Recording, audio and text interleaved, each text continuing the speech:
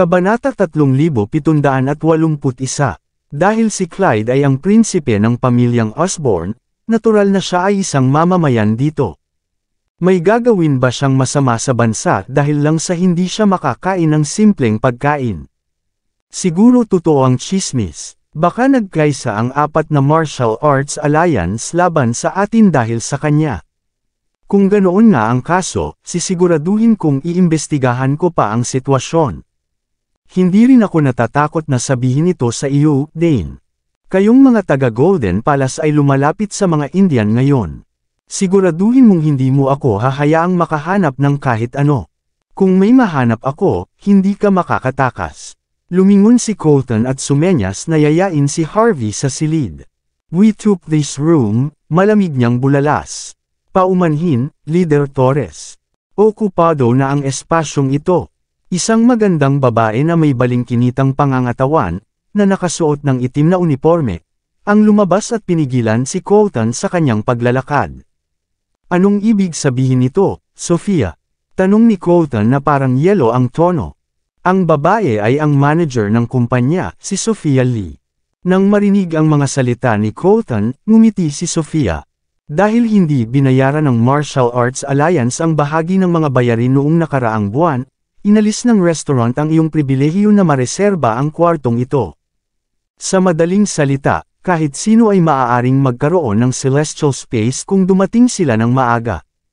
Nagkataon na nauna sa iyo ng 1 minuto si Deputy Leader Bennett sa pagkakataong ito. Kaya nga, hindi mo talaga magagamit ngayon. Gayunpaman, maaari kaming pumili ng isang mesa para sa iyo sa pangunahing bulwagan.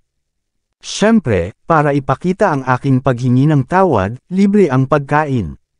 Binigyan siya ni Sofia ng isang mainit na ngiti, at kahit na parang neutral siya sa kanyang ugali, masasabi ng lahat na nakapili na siya ng panig. Natawa si Dane. Pagkatapos, ipinulupot niya ang kanyang mga braso sa manipis na baywang ni Sofia. Nagbibiro ka, hindi ako papayag na gawin mo iyon. Aniya, na ikinapikit ng mga mata sa pagkatuwa. Sasabihin ko sa halip ay ibigay mo sa akin ang bill. Ganito ang pakikitungo mo sa mga customer mo, Sofia. Isang bakas ng galit ang sumilay sa mga mata ni Colton. Palagi kong itinuturing ito bilang isang espesyal na lugar. Salamat dyan. Isang matamis na ngiti ang ipinakita ni Sofia. Gayunpaman, mayroon kaming mga patakaran sa aming restaurant.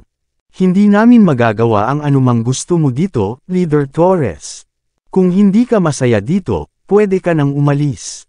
Kung sa tingin mo ay nagkamali kami, maaari ka ring magreklamo. Ngunit kahit na ano, hindi ka makakapasok sa silid na ito ngayon. Nakangiting tinuro ni Sofia si Dane at ang iba pa. Sa ganitong paraan, pakiusap. Pagkatapos ay dinala niya sila sa heavenly space.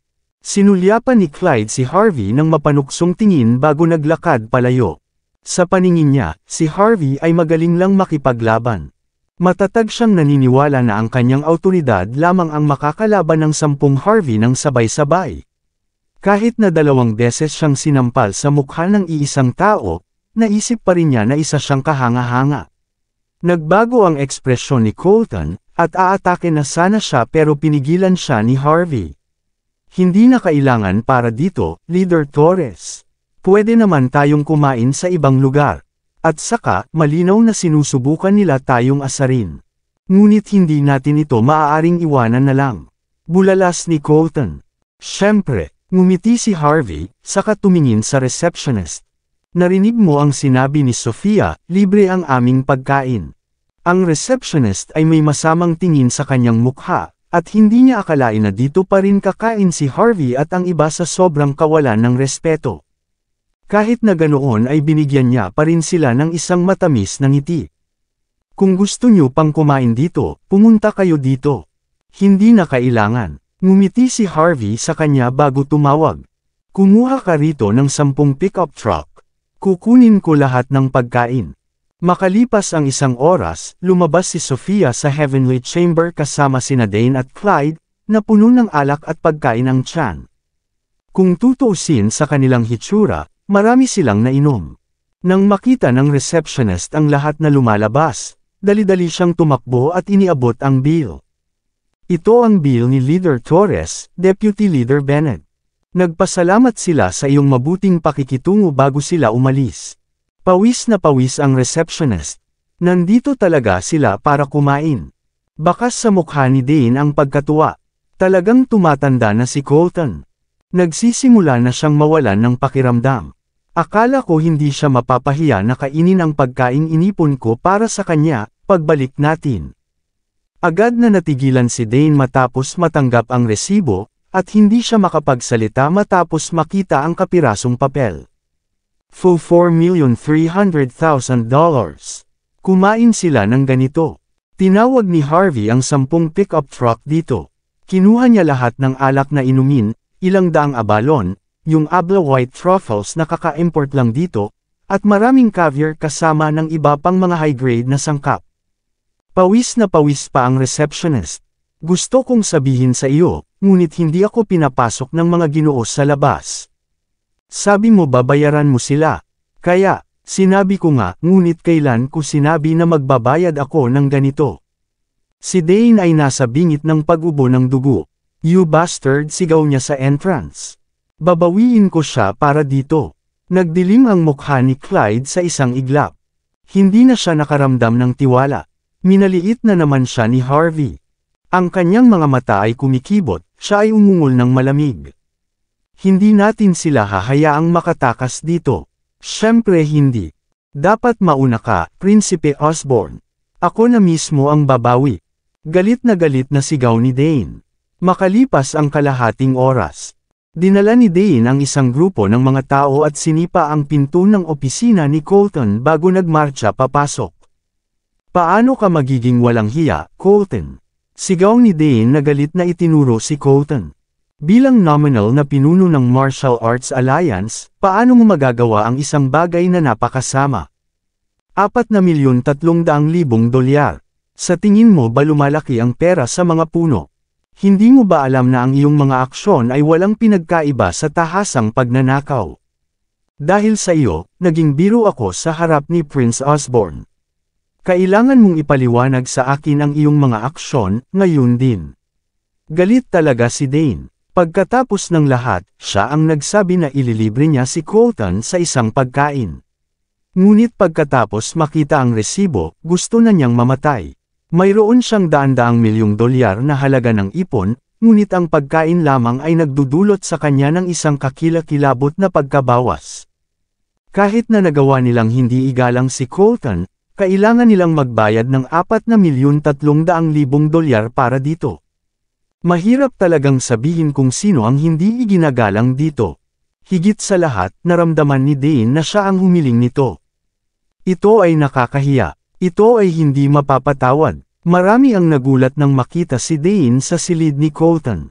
Ilang manggagawa mula sa Martial Arts Alliance ang dumating na bumubulong. Tumahimik ka, Deputy Leader Bennett. Medyo mataas ang presyon mo, kaya huwag kang magalit.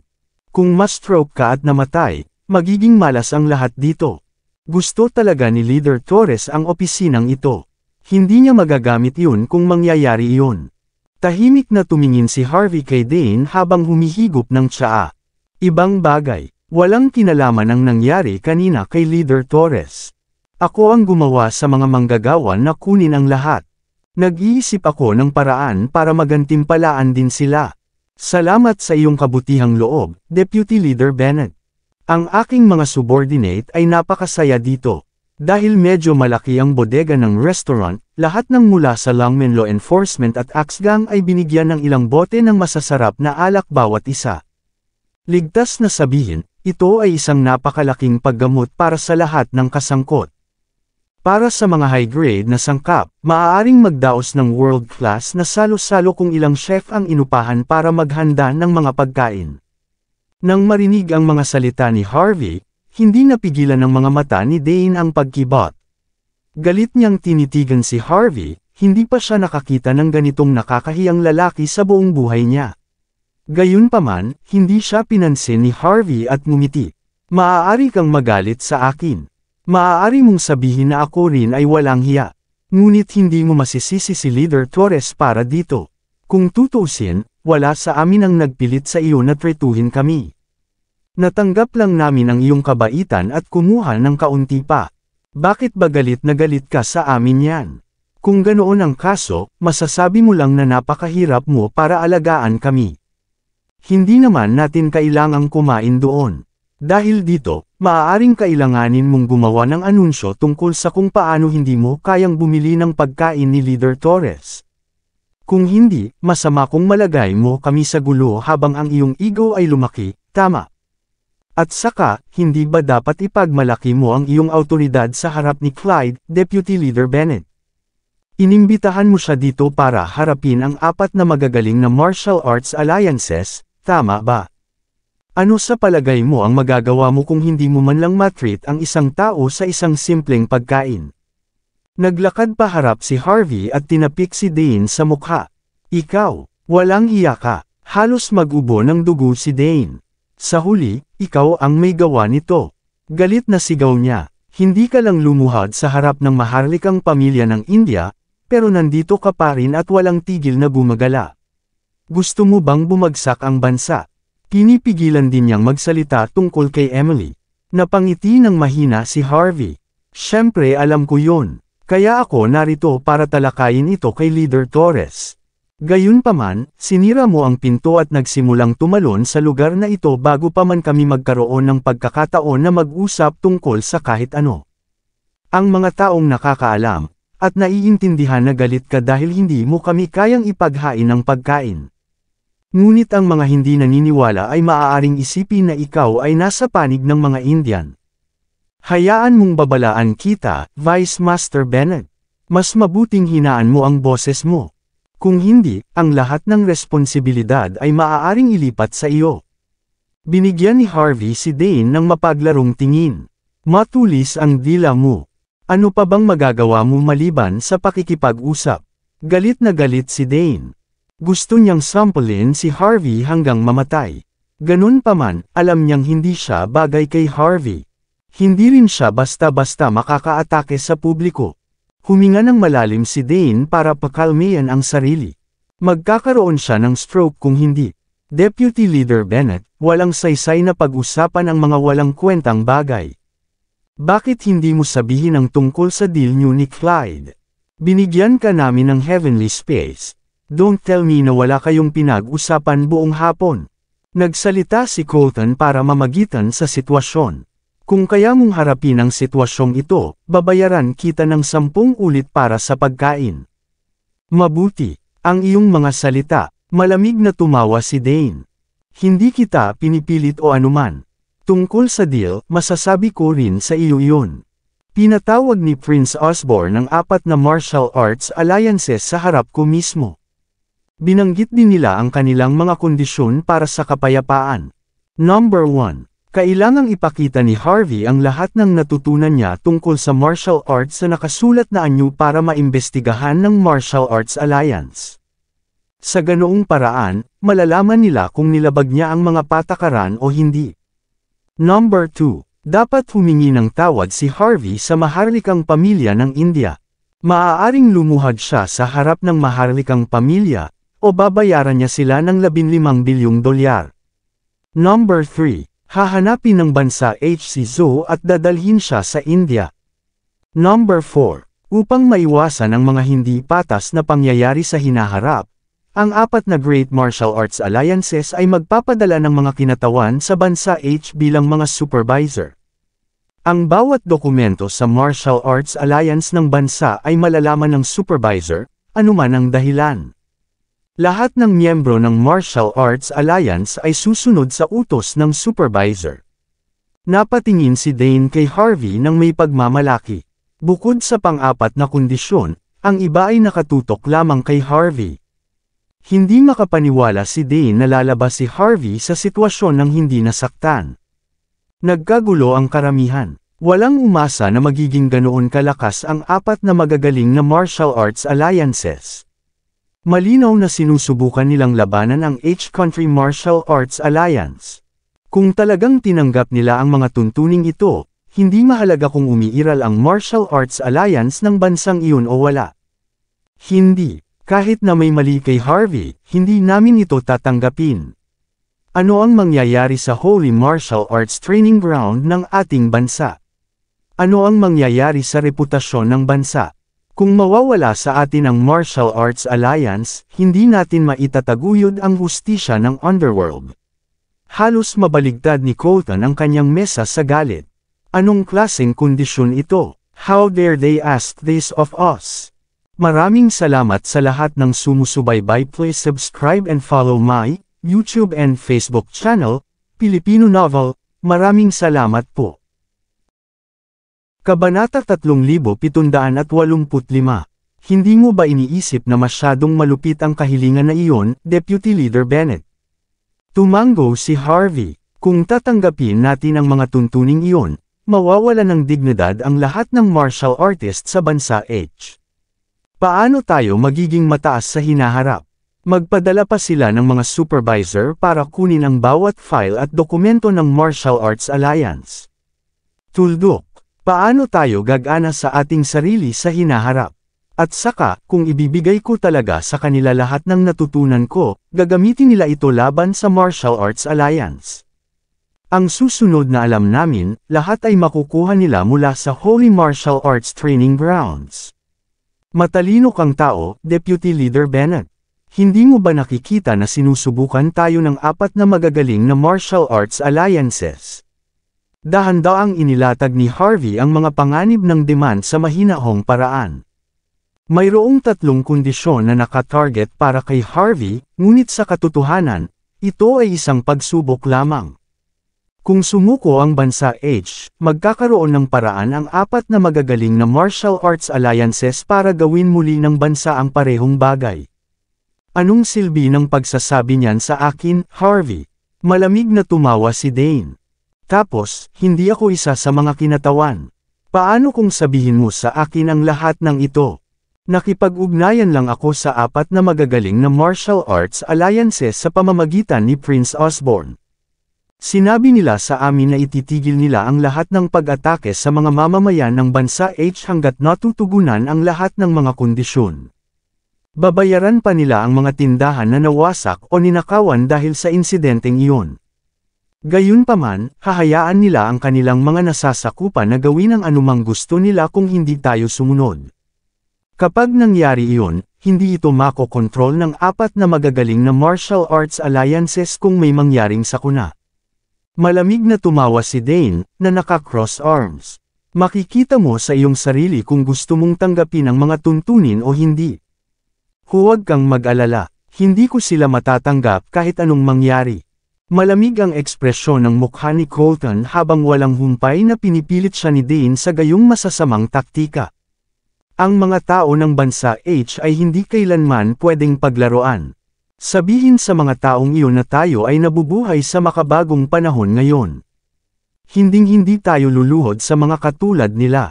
Sabihin sa kanila na sipsipin ito at kalimutan ang tungkol sa pagkuha sa bansa H.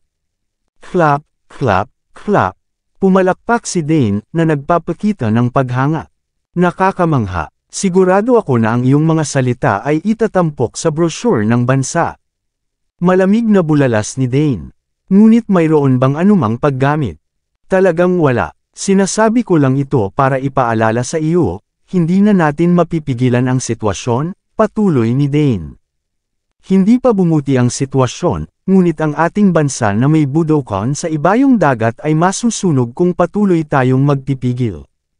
Ang ating mga tao ay maaaring itaboy na buhay. Ikaw, mataas at makapangyarihang Pinuno Torres. Kahit na wala kang pakialam sa kanilang mga interes, dapat kang mag-alala tungkol sa kanilang kapakanan. Harvey, o ang milyon-milyong mamamayan ng bansa H. Dapat mong malaman kung alin ang mas mahalaga. Ang mga mata ni Dane ay malamig. Bilang kaibigan mo, sasabihin ko sa iyo ang isang bagay. Sana alam mo kung ano ang pinakamahusay para sa lahat. Malamig ang ekspresyon ng mukha ni Colton habang sumisigaw, napaka-unfair nito. Paano ko kaya tatanggapin? Naiintindihan kita, pero ano? Malamig na tumawa si Dane. Ang 4 na dakilang martial arts alliance ay may awtoridad ngayon. Dahil may pagkakataon silang kumilos ng hindi patas, ano ang magagawa mo? Pinaplano mo bang tapusin ito sa pamamagitan ng pagkuha ng isang grupo ng mga tao at paghamon sa apat na magagaling na martial arts alliances sa kanilang Budokan? Tayo, sa tingin mo ba ikaw mismo ang chief instructor o ano?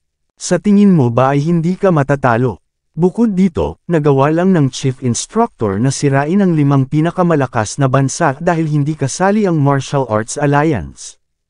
Kung ginawa nila, baka wala ng chief instructor sa ating bansa.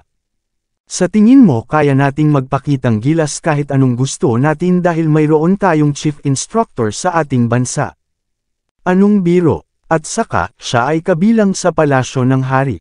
Sinusubukan naming ayusin ang underworld. Walang sinasabi ang royal court dito. Hindi mo naiintindihan. Wala tayong pagkakataon laban sa kanila. Ano sa tingin mo ang magagawa natin? Wala tayong choice kundi lumuhad. Hindi naman ito ang unang pagkakataon natin. Lalo na, malamig na tumawa si Dane bago humakbang sa tea set. Narinig mo ba ako? Naiintindihan mo na ba ngayon? Nagpalitan ng maingat na tingin ang mga tao pagkatapos marinig ang mga salitang iyon. Ang mga salita ng Dane ay malupit, ngunit alam nila na ito ay katotohanan. Ang bansa H ang pinakadakilang bansa sa mundo dahil sa punong instructor. Ganun pa man, nasa mahirap pa rin silang posisyon matapos salakayin ng 4 na magagaling na martial arts alliances. At saka, underworld affair ito. Ang korte ng hari ay walang kapangyarihang pumasok kung hindi, tiyak na tataas ang mga bagay. Walang sino man ang maaaring managot dito. Tama ka dyan. Ngunit kahit na hindi kumilos ang palasyo, hindi ito nangangahulugan na kailangan nating katakutan ang ilang mga tagalabas, mahinahong sagot ni Harvey. At saka, ang archipelago country at India ay niyurakan na natin. Sino ang nagbigay sa kanila ng karapatang humiling ng ganito? Hindi sila dito karapat-dapat. Hindi pwede. Malamig na tumawa si Dane habang nakatitig kay Harvey. May sasabihin ako sa'yo. Lahat ng tao sa buong mundo ay may karapatang sabihin na. Bukod sa iyo, syempre. Ikaw ang nagsimula nito, syempre. Dahil ganito kalaki ang sinasabi mo, bakit hindi mo gawin ang isang bagay tungkol dito? Kung ganoon, makipag-ugnayan ka sa 4 na magagaling na martial arts alliances. Ipakita sa amin kung ano ang maaari mong gawin. Tignan mo, at nagtatago ka sa likod ni Colton. Sino ang nakakaalam kung gaano ka nagmakaawa para lang mailigtas ka niya? Sa tingin mo ba may karapatan kang magsabi ng mga bagay na ganito? Bakas sa mukha ni Dane ang pagkadismaya. Siyempre, alam ko na ikaw ay isang napakahusay na binata na may ilang mga nagawa. Pero hindi mo ba naiintindihan? Ikaw ay lubos na nahihigitin. Wala kang laban sa kanila. At saka, hindi ka bayani. Gumising ka na. Okay lang na maging matapang, ngunit huwag maglakas loob na kaladkarin ang iba kasama mo. Hindi ko alam kung anong ibig mong sabihin. Mabagsik ang ekspresyon ng mukha ni Harvey. Ang alam ko lang walang sinuman ang may karapatang magpaluhod sa atin. Hinding-hindi tayo luluhod. Ito ang pagmamalaki ng 5,000 taong kasaysayan ng bansa. 5,000 taon ng kasaysayan. Tumawa ulit si Dane, at tinasa si Harvey. Nasabi ko na sayo lahat ng gusto kong sabihin. Kailangang magpasya ni Leader Torres kung ano ang susunod na gagawin. Ang sabi, kung talagang magagawa mo ang sinasabi mo nang hindi sumusuko, ililibing ko kaagad ang sama ng loob sa ating dalawa. Baka, pupunasan ko rin ang sahig ng Marshall Hall mo. Ngunit kung luluhod ka, sisiguraduhin kong babayaran kita para sa mga paa ng aking anak na babae at manugang. Umalis si Dane kasama ang kanyang mga tauhan, at tumatawa pagkatapos. Curious na pinagmamasdan ni Harvey ang pag-alis ni Dane. Isinara niya ang pinto at ngumiti kay Colton. Matagal ka nang nasa posisyon na ito, Leader Torres. Sigurado akong nakita mo na ang lahat. Wala ito. Wala naman. Bumantong hininga si Colton, may nakakatakot na ekspresyon sa kanyang mukha. Higit pa riyan, Harvey. Medyo masakit ang sinabi ni Dane, pero tama siya. Ang ating bansa ay naging mas malakas, ngunit tayo ay lubos na nalampasan ngayon. At saka, hindi natin magagamit ang tulong ng Royal Palace. Kung manalo tayo sa ganoong paraan, Papunahin tayo ng mga tao. Not to mention, magiging mahirap na umasa lang sa Martial Arts Alliance. Kahit na hindi natin pag-usapan ang tungkol sa mga tao sa organisasyon na humihila sa iba, ang mga sagradong lugar ng pagsasanay sa martial arts ay ganap na independiyenta. Mahirap labanan ang apat na magagaling na martial arts alliances sa ganitong paraan.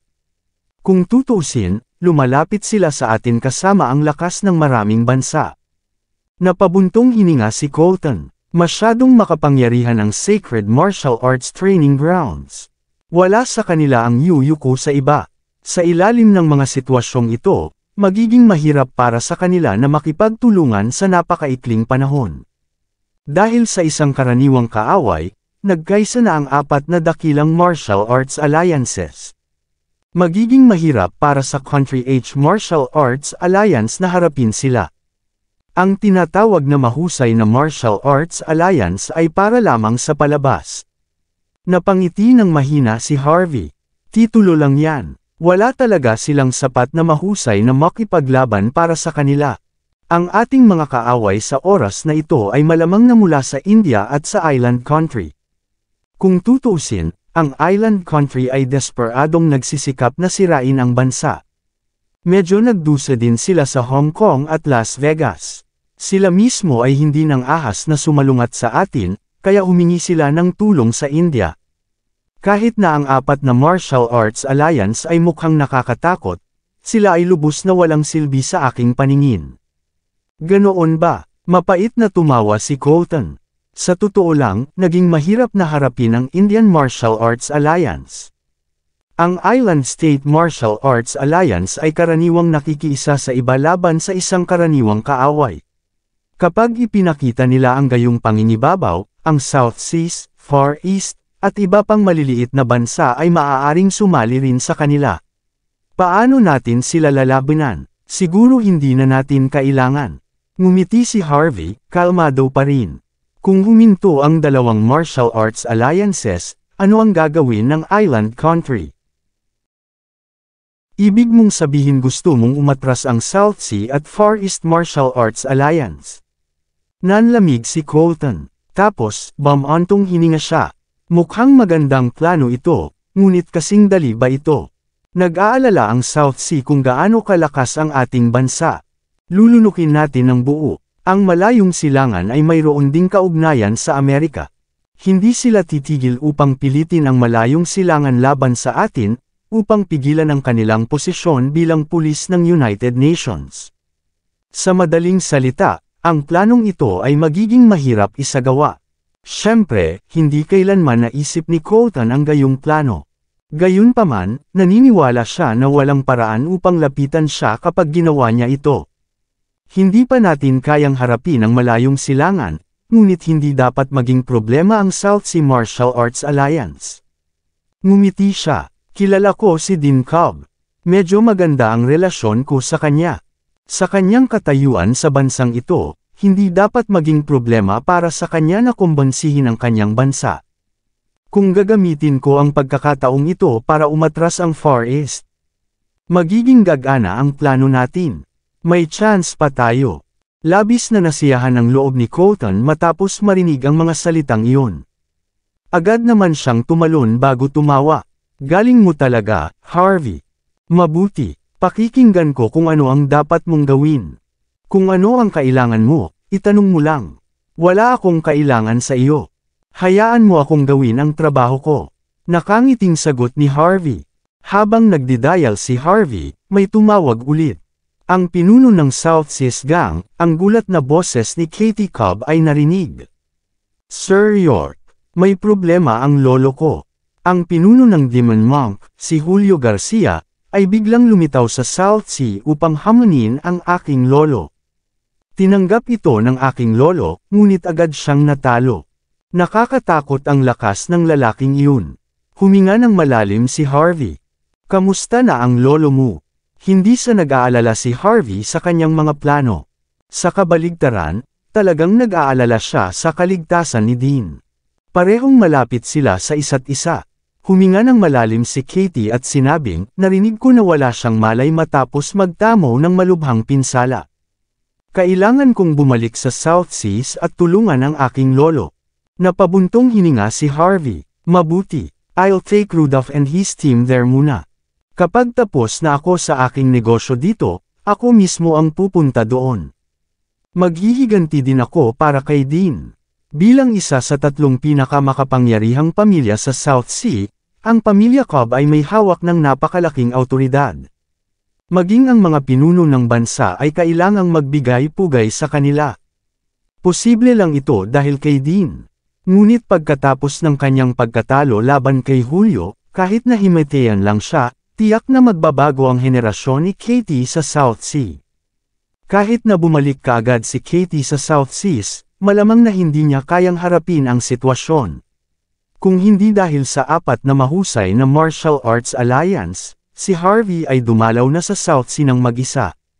Ibinaba ni Harvey ang telepono at huminga ng malalim. Nagpasya siyang gamitin ang pinakamabilis na paraan upang mahawakan ang buong sitwasyon. Habang pinag-iisipan ni Harvey kung paano haharapin ang 4 na magagaling na martial arts alliances. Sa loob ng bakuran ng pamilya ng Osborn, nakaupo si Clyde sa isang upuan, nakatingin sa Holy Mountain sa malayo na may kalmadong ekspresyon. Para sa kanya, ang banal na bundok o ang banal na lawa ay mabuti lamang para sa kapakanan ng simbolismo. Bukod doon, walang ibang gamit para sa kanila. Ngunit kung gusto niyang umangat sa kapangyarihan bilang pinuno ng pamilyang Osborn, kailangan niyang umasa sa mga bagay na ito. Wala siyang pakialam sa kanyang bansa o sa mga tao nito. Ang gusto lang niya ay ganap na awtoridad. Siya ay nagmula sa pamilyang Osborn at sa maharlikang pamilya ng India. Prinsipe Osborn. Itinulak ang pinto sa likod niya. Pumasok ang 3 lalaki at 1 babae. Lahat sila ay mga Indian, at sila ay napakabata pa. Sila ang mga Brahman, ang pinakamakapangyarihang tao sa India. Higit sa lahat sila ay sinanay ng mga elite mula pagkabata. Hindi lamang sila talentado, ngunit ang kanilang mga kasanayan sa pakikipaglaban ay pambihira rin. Gayunpaman, ang 4 na binata na nakatakdang maging mga kilalang tao sa India ay kusang lumapit kay Clyde. Mula sa isang tiyak na point of view, ito ay sapat na upang ipakita ang kagandahan ni Clyde. Upang maiwasang mabunyag ang kanilang mga pagkakakilanlan, nagpasya si Clyde na ibigay sa kanila ang kanyang apelyido at pinangalanan silang Asher, Ashen, Vermilion, at Ebony. Malinaw ang ambisyon ni Clyde sa hakbang na ito.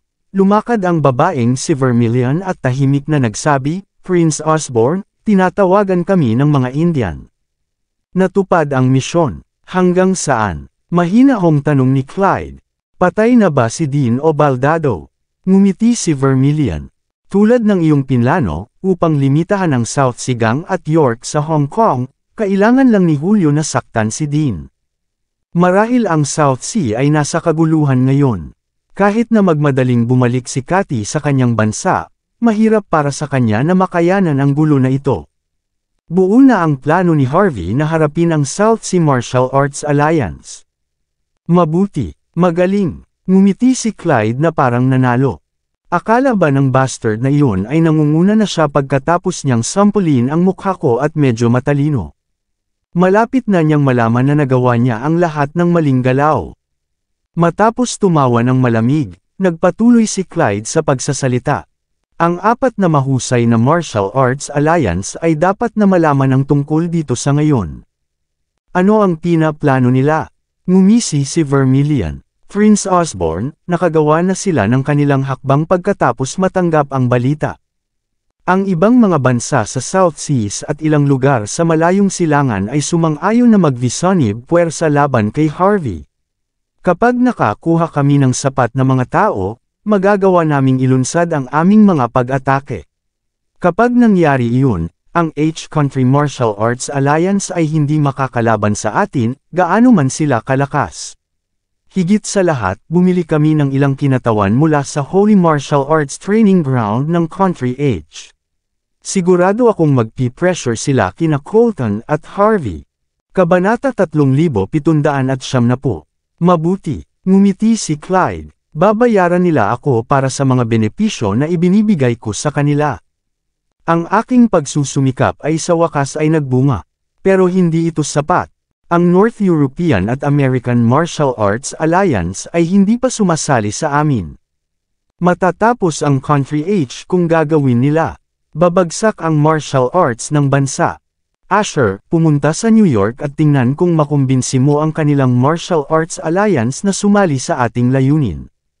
Ashen, pumunta sa Never Setting Sun Empire.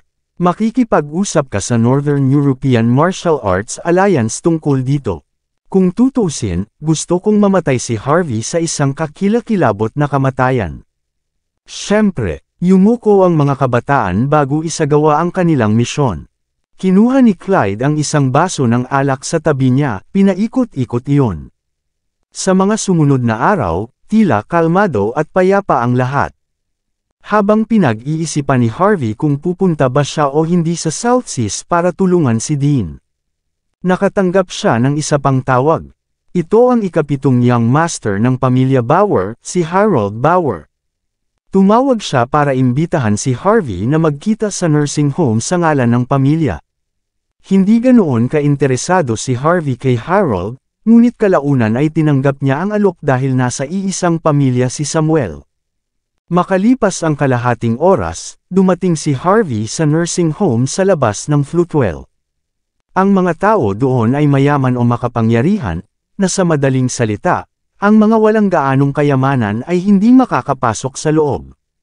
Nakita ni Harvey si Harold na naka-white suit na nakakunot ang noo sa entrance. Litaw na litaw ang itsura niya kahit nakatayo siya sa karamihan. Hindi sigurado si Harold kung ano ang magiging reaksyon nang makita niyang lumitaw si Harvey. Mabilis siyang lumapit kay Harvey at inilahad ang kamay. Sir York, o dapat kitang tawaging young master. Nagtataka namang tumingin sa kanya si Harvey, hindi ginagalaw ang kamay. Narito tayo sa isang napakahalagang oras, young Master Bauer. Tinawag mo ba ako dito para isuko ko ang posisyon ko? O balak mo bang saksakin ako sa likod?